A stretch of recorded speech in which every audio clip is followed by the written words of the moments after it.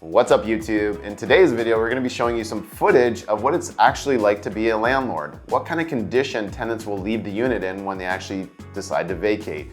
You know, in Ontario, this is a very pro-tenant province and the rules are more in their favor. In this video, we're actually showing you this fourplex that we bought about 3 years ago. We've renovated 3 of the units. Now we're down to that last unit and you'll get to see all the tips and tricks as well as the treats that our tenant left us. Now, make sure you're liking this video and making sure that you're subscribed to the channel, and I don't want you to miss out on everything, so make sure you watch till the end. The one thing that you won't get to see is this doll. She was left at the property too, so make sure you're watching. Let's get into it.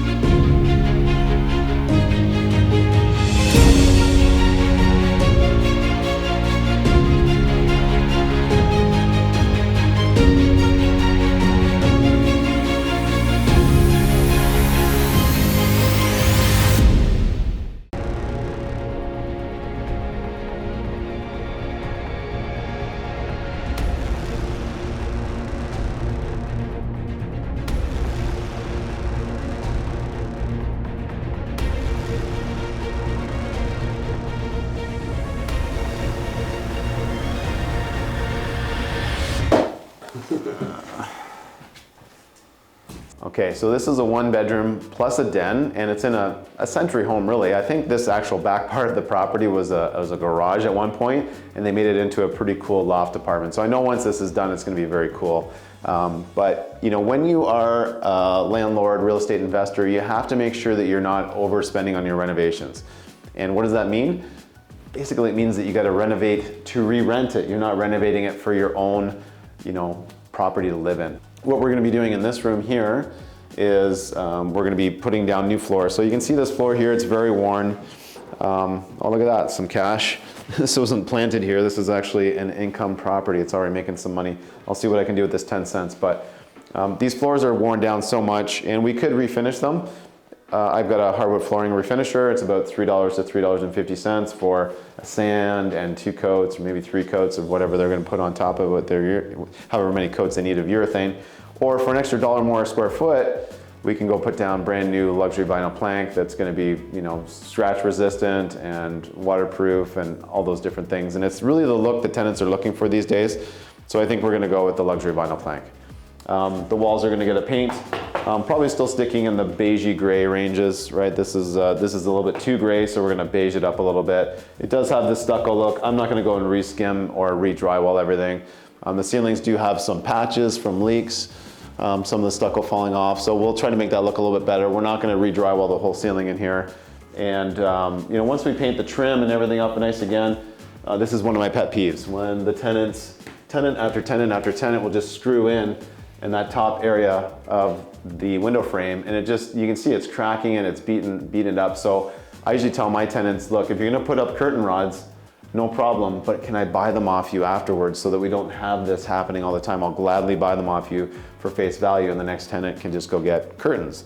Or even better, what we usually do is we get custom window blinds for all the windows. It might cost me an extra $500 to $1,000 per unit, but they're good for 10 years, and then you don't have tenants putting up sheets. Or, you know, I'd rather them have their money for their rent as opposed to going buying, like, there's a lot of windows in this unit, so they'd have to buy a lot of curtains. So their first week that they live here, they're spending like $300 on curtains and another $100 on curtain rods. Why not just help them out with that and just say, don't damage the blinds? And then they have more money to actually decorate the unit, make it look great if you ever have to show it or anything like that. So that's what we're gonna be doing in this room here. Let us take you through some of the other units, let us take you through some of the other rooms in the house, and we'll show you what we're gonna do.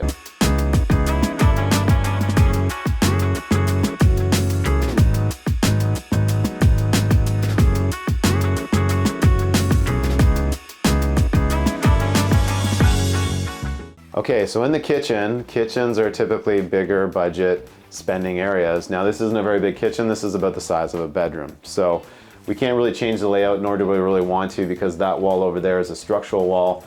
So we're just gonna basically pull out this kitchen. This is what I like to call Lego type renovations. My kids are young and they like to play with Lego, so we're just pulling out the kitchen cabinets. We're gonna go put in some new cabinets and countertops here. We'll get a nice big sink. We'll get the biggest sink in here that we can. We always go with like a Moen single lever tap, and we'll go right to the ceiling with the cabinets again, so they have enough cabinet space. And you know, with the stove here, probably what we're gonna do is we're gonna turn the stove this way, and we're gonna put a microwave range, or at least a fan up top. You know, even if we can't vent it out, which we might be able to, at least they'll have a light, and we can do a charcoal fan if we can't actually vent outside. And then they have a really good triangle, right? When you're setting up a kitchen, you wanna have this triangle effect of the stove to fridge to sink. So you never want to have a kitchen that's just all one straight line, because then you're always walking back and forth to do your work in the kitchen. This is a proper triangle, and that's why we're not going to change the kitchen too much. Now, it's probably only going to be like a single person living here, maybe 2 people, a couple, or something of that nature. So we're not going to change it too much. But new light fixture in here, clean it up, new floors. So again, even though it's not a very big room, we're still going to spend a good amount of money here. You can see that what my tenants did to the fridge here. I don't know if any of this stuff is gonna wash off. We'll try. I've painted appliances before. It is a rental. They also left me a fridge full of food. Not that I'm hungry, not that you're hungry, but you don't want to be eating the food that's in this fridge right now.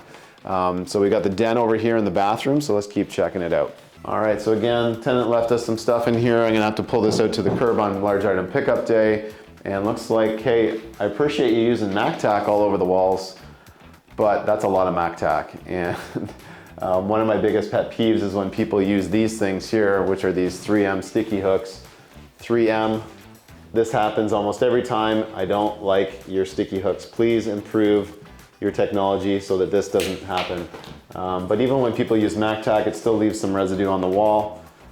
We're still gonna have to go clean that off. And tape, you can't just paint over this here. So this room will be getting a facelift. Paint, floors, new light fixture. There's no doors here. We don't have any handles to worry about, because this actually is the walk-through room. We can't legitimately call it like a bedroom, because you have to walk through this room to get to the bathroom. And we can't really take out this wall here, because this is a structural wall, if we wanted to open this up and make this like a kitchen dining room area. Again, it's a rental. They used to make these types of properties really boxed in. Every room was a different box, and that's just what it's like. We're gonna play the cards that we were dealt here. We're just gonna make it look as nice as possible. And once it's done and all painted and fresh smelling and looking nice, it's gonna be great for rental. And again, income property, I think we're up to 25 cents right now. Okay, so.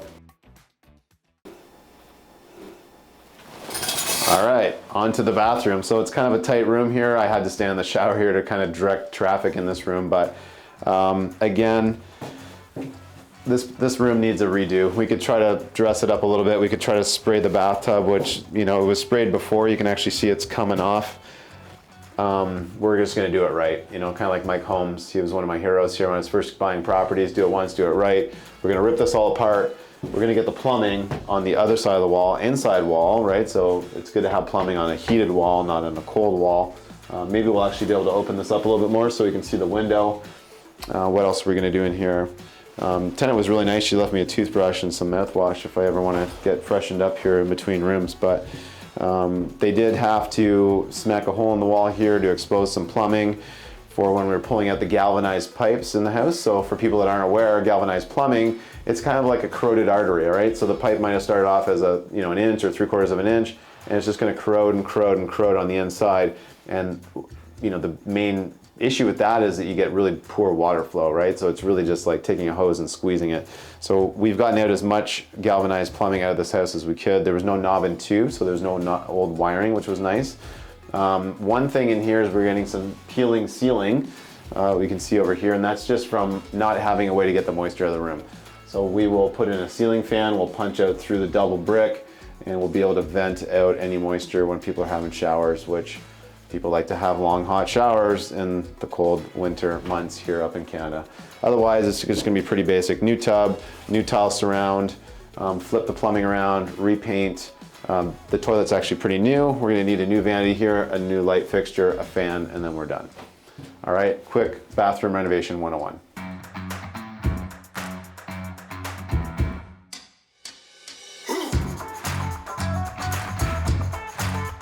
All right, and right now we're up in the master bedroom. So this is gonna be a really cool feature of the house. You know, you can actually look out the window and see the waterfront here in Sarnia. And again, we're just gonna be going with paint job, new light fixture, new flooring. But it's kind of cool, some of the things they used to do in these older homes, right? With like these old built-ins.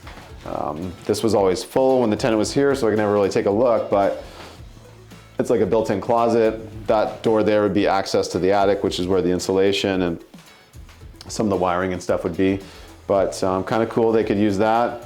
Maybe a dresser up here, and then you also got some other built-ins here as well, like a bench that I guess you could store some extra stuff in here as well. Again, I really wish that the tenant would have like taken their mattress to the curb on large item pickup day. It's only once a month, so I might have to call a junk removal company to take away some of this bigger stuff, because if I bring it to the curb, because the guys are gonna wanna start renovating and painting and doing all that stuff very soon, I will get a letter from the city and then I'll get a fine from the city. So either way, it's gonna cost some money, because it's either gonna be money or time. I don't have the time to keep this stuff in here, so we gotta get rid of it. But again, probably updating some of the electrical outlets here too, the switches, they're old, fixing some of the peeling paint here. I think this was just old paint that wasn't primed properly, because there's no moisture issues here. We got a new roof. And as you paint, you know, layers and layers and layers and layers of paint, you know, when you get like 5, 10 paint jobs on here, the paint actually gets kind of heavy, and it will actually start to pull off sometimes if it wasn't primed properly up against the old plaster. This is bare plaster right here. So that's a little bit about this unit here, folks. The rent used to be about $850. Once we complete this renovation here, the rent's gonna be going upwards to, I think, $1,300, $1,400. I was talking to a furnished rental agent here in town, which I've got 13 furnished rentals, and she told me conservatively, if I furnished this place and made it look super cool, you know, big screen TV, couches, beds, all that sort of stuff, a desk, make sure the kitchen is really nice, we could get $2,500, maybe even $3,000 a month. And that would just be crazy to be able to triple the rent. Yes, that's right, triple the rent by spending about $5,000 to $7,000 furnishing the place. You know what, I might be willing to take that gamble. I've got enough furnished units, I know how to do that sort of a play, and I think that could be a really good lift on the building. I won't get more on the BRRRR, because they only look at what are market rents for a long-term rental, not like what it would be for furnished or executive type rentals. So again, everybody, that's the video for today. Thank you so much for following along. Make sure you hit that like button. Make sure that you're subscribing to our channel, because it is a little bit newer, and share it with your friends, because we want to grow this channel and give people like you the information that you need to be buying real estate property. I've been doing this for 17 years, and my portfolio is approaching 100 units right now. So we've got a lot of really cool things to be showing you this year. All right, everybody.